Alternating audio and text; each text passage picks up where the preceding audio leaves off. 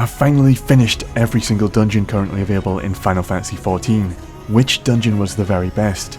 I want to share my personal favourite dungeons, some for story reasons, some for gameplay and awesome bosses, some just for the music and atmosphere. Story spoilers ahead, I'm going to do this in a top 10 format, and let me know your favourite Final Fantasy XIV dungeon in the comments.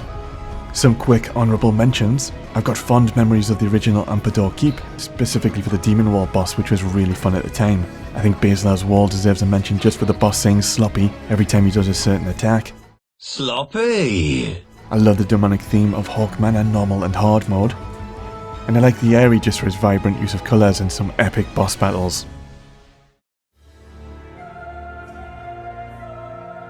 Sirius is a massive lighthouse that's been corrupted by the Calamity and now taken over by a siren, which has been a summon in previous Final Fantasy titles. You start in a sewer-like environment and you're instantly hit by this dungeon's incredible music, the vocals I imagine being sung by the siren itself. You climb the corrupted lighthouse as it falls to pieces, fight off some zombie sailors that have been enslaved by the siren, and then you get face off with the siren as the final boss. Pretty cool little fight where you yourself will get mind controlled unless your healer keeps you at max health.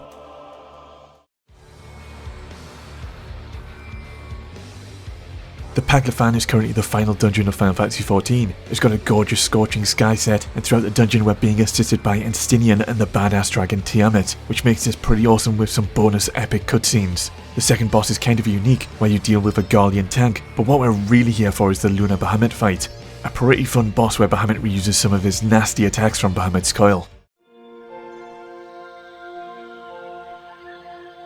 Snoke Look is the polar opposite of a dungeon set between snowy mountains and crystallised caves. It's got this really chill atmosphere and relaxing music. It's a nice change of pace from other dungeons. The second boss is a Yeti with interesting mechanics. You'll need to hit other enemies with his snow breath to turn the enemies into snowballs, and then fling the snowballs at him when he charges up his ultimate attack. Fenrir makes an appearance as the final boss, and he is jacked here. He throws ice crystals at you, and you'll need to hide behind any remaining crystals to avoid his ultimate move, Lunacry.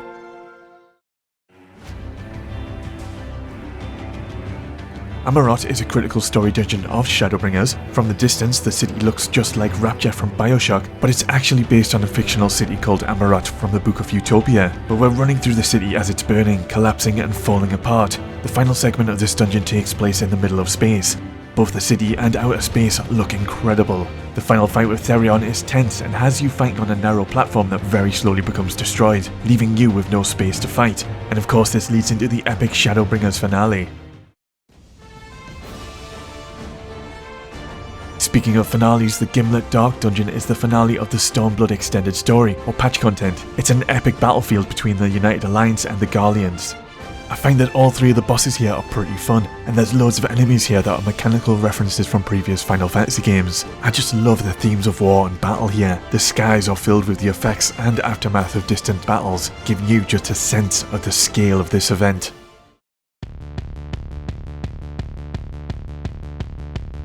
Now the Twinning dungeon. No dungeon in any game deserves music as good as this. This makes the list just for its music. We scour our way through an alternative crystal tower. There's some pretty nice visuals illuminated by crystals. And we come to our final boss, Tycoon, which is based on Alexander, and this room contains hints for theory crafters to calculate how the Tycoon's very existence came to be. The Wanderer's Palace is an old dungeon, available at the very start of A Realm Reborn. It's almost starting to reach into the realms of nostalgia for me, with it being 8 years old. Tonberries are one of my most feared enemies in the Final Fantasy series. They act cute as they slowly waddle towards you, but they're some of the most dangerous enemies about. Wanderer's Palace is full of Tonberries. There's even larger Stalker Tonberries that are invincible and slowly follow you around trying to kill you. You can only run away or kite them around this dungeon's more maze-like design. The King of Tonberries makes his appearance too. This fight brings back memories of having to micromanage overwhelming swarms of Tonberries by being careful not to kill them too fast, because each one that died would temporarily empower the king.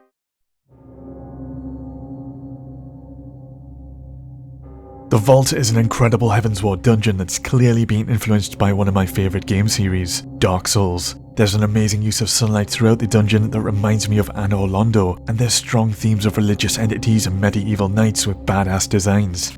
And finishing the Vault for the very first time leads you into one of the most shocking moments in Final Fantasy XIV's story.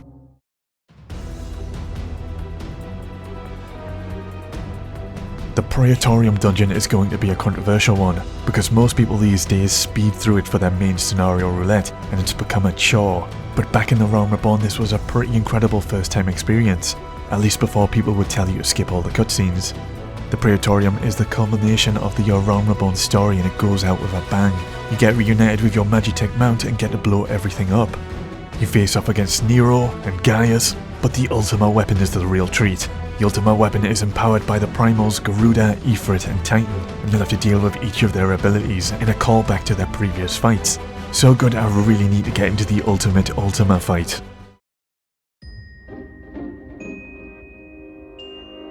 And my personal favourite dungeon has got to be the Lost City of Ampador. It starts off incredibly atmospheric as you wander through the ruined city. The music itself has certain jingles that remind me a little bit of traversing the snow in Final Fantasy VII. The music is so good there isn't actually any boss music to replace it until the final boss.